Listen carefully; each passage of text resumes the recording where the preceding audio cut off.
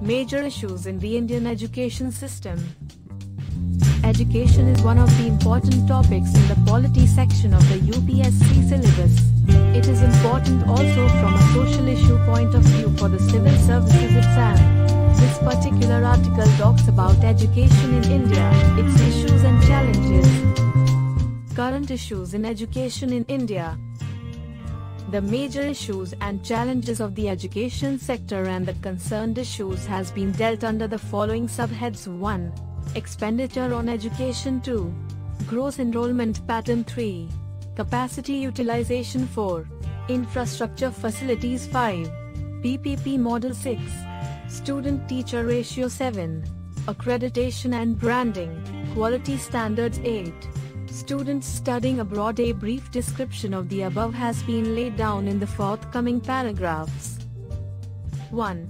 Expenditure on education. In terms of expenditure incurred on education, particularly on higher education, during the year 2010-11, the government spent around 15 rupees 440 crore, which is about 85% of the revised budget estimates for the year.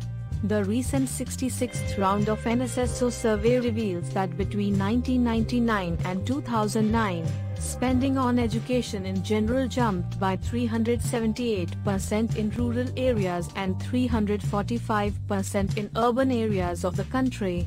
The survey further reveals that spending on children's education underlines sharp increase, 63% for rural and 73% for urban families. However, if we measure the expenses on education as a percentage to GDP, India lags behind some developed/developing nations. 2. Gross enrollment pattern. At present, in India, there are about 1.86 crore students enrolled in various streams of higher education including business management. Despite the large number of students studying in various streams, we have not seen any major shift in the productivity as skills and talents are deficient to support economic activities and, hence, there is a serious concern on employability of these educated persons.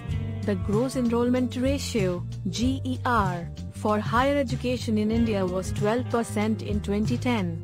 However, the enrollment level varies across states. We also need to recognize that our enrollment level is far below several other countries. For example, according to a report, GER is 23% for China, 34% for Brazil, 57% for UK, 77% for both Australia and Russia and 83% for the US. In this context, the attempt of government authorities to increase the number of students by 2020 so as to reach GER of 30% becomes a big challenge.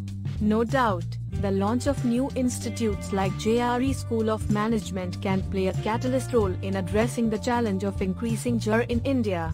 As a positive step, for the remaining duration of 11th Five-Year Plan, the government has taken initiatives to incentivize states for setting up/expansion of existing educational institutions, establishment of 8 universities, expansion of colleges to achieve a target of 1 lakh students enrollment and schemes for setting up model colleges in regions which are below national average of GER. 3. Capacity utilization. Another challenge to be addressed in strengthening the Indian education system is to improve the capacity utilization. For example, a recent study on capacity utilization in India for higher education indicates that the capacity utilization in case of MBA is about 57% in Maharashtra and 72% in Haryana. In case of certain states, there are a lot of unfilled seats in institutions. On the one hand, we need to improve our GER, and on the other, we need to ensure that institutions/colleges/schools created for providing higher education fully utilize the capacity created. 4. Infrastructure facilities. One of the factors why the capacity utilization is low in upcoming/new institutions/colleges, both in private and public sectors, is their inability to provide necessary physical infrastructure to run the institutions. The infrastructure facilities desirable to rank the institutions of better quality include real estate, state-of-the-art classrooms, library, hostels, furniture, sports facilities, transport, commercial buildings, etc. We need to ensure a political private sector participation in the establishment of colleges for providing quality physical infrastructure. 5. PPP model. The government is making efforts to improve the education system in terms of various parameters like GR, quality, investments, infrastructure, etc. But we need to recognize the constraints for the government to make a big turnaround with huge investments in education. I believe that private sector has started playing a distinctive role in improving the education system in India. In this context, it is useful to explore the possibility of public-private partnership (PPP) model in education.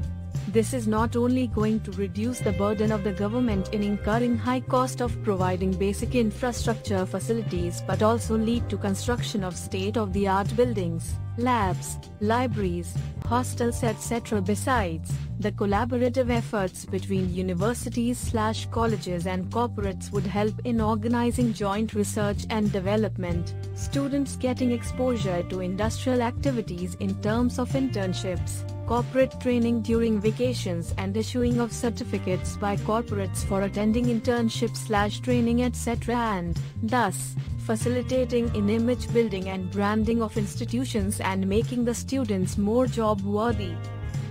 6. Student-teacher ratio. Another challenge for improving the Indian education system is to improve the student-teacher ratio. In India, this ratio is very high as compared to certain comparable countries in the world.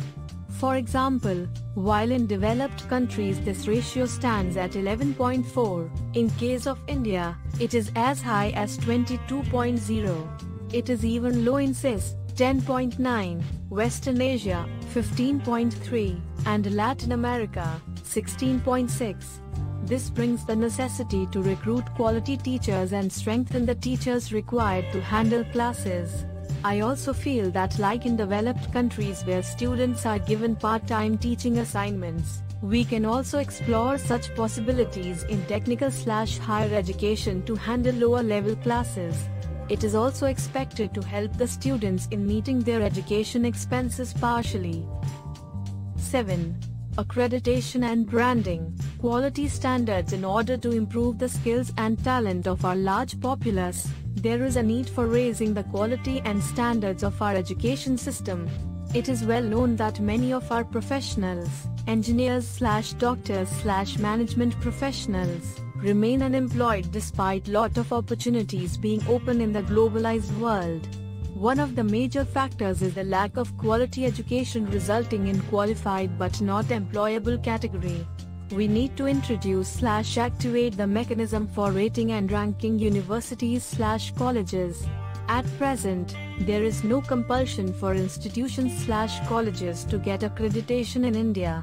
Government has already mooted a proposal to introduce accreditation. We, therefore, require standard rating agencies to give accreditation to universities/colleges/schools.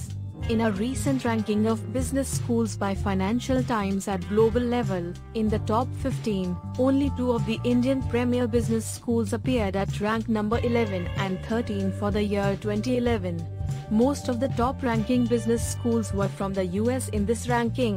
Even China was ahead of India. In the same reporting, in respect of value for money of these 2 schools, it is observed that it is not that high when compared with some of the best US schools. However, a positive development is that these high-ranked Indian schools possess faculties with doctoral qualifications and of global standards who can deliver quality education to the students. In the world ranking of universities by Quarelli-Simmons in 2010, out of 200 world-renowned universities, only 1 Indian educational institution appears in the list, while 53 institutions are in the US according to Webometrics ranking for 2011. While no Indian university appears in the list, there are 99 US universities included. This essentially shows that we need to develop Center for Excellence of Global Standards.